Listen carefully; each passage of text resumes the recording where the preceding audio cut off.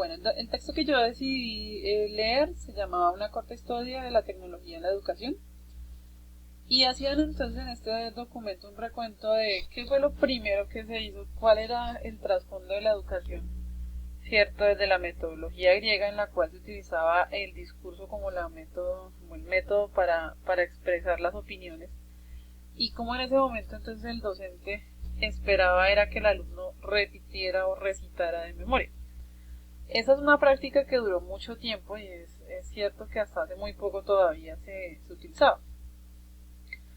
Pasamos entonces de esa metodología, todo es de memoria, todo te lo tienes que aprender, a una metodología completamente diferente, ¿cierto? En la virtualidad no hay que saber todo de memoria, hay que entender y hay que hacer un aprendizaje autónomo y un reconocimiento de la información.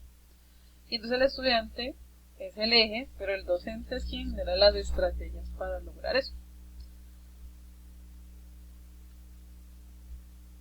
Uno de los primeros recursos de los que mencionan en el documento que permitió ese desarrollo rápidamente pues fue la imprenta, y esa imprenta entonces la vemos como la posibilidad de globalizar, ¿cierto?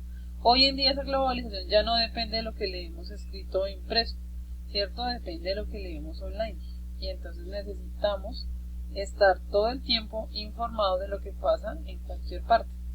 Esa información no solo es relevante, digamos, a nivel científico, sino también, digamos, a nivel literario también es importante, en fin.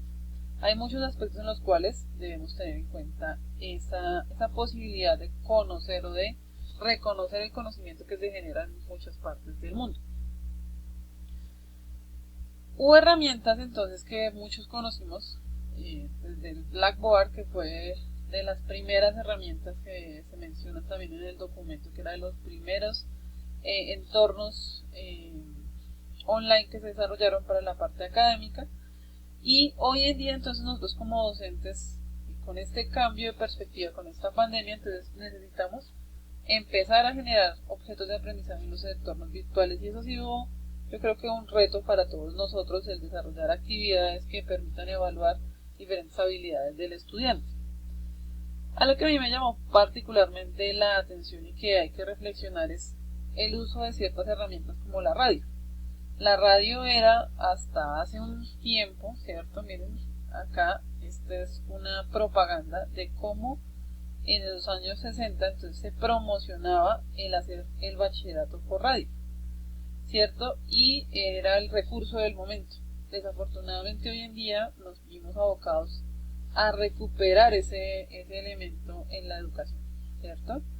Obviamente es una metodología que pues genera ciertas dificultades obviamente para el estudiante, no es tan fácil la comunicación directa con el docente. También obviamente se puede hacer uso de la televisión como método de educación, ¿cierto? Como la forma de transmitir esa información.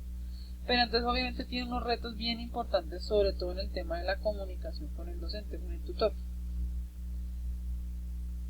Por eso abocamos entonces nosotros en la universidad al uso de las herramientas digitales del internet, ¿cierto? Pero entonces ahí empezamos a jugar con otro tema importante, y es qué tan fácil nos resulta conectarnos a internet, ¿cierto? ¿Qué herramienta tenemos? ¿Será que todos disponemos de un computador, o disponemos de un celular, o tenemos una tablet? Y entonces empezamos a jugar con una serie de factores que afectan entonces la conectividad de nuestros estudiantes. Y eso es importante tenerlo en cuenta, y creo que en ese sentido eso también afecta un poco el proceso educativo. Entonces me pareció un documento que es interesante saber todo lo que ha avanzado realmente la tecnología para que nosotros la podamos utilizar, pero también es importante entonces ver que a veces no siempre es infalible, ¿no? Y entonces debemos tener todo un kit de herramientas, llamaría yo, para poderlo, digamos que aplicar con nuestros estudiantes.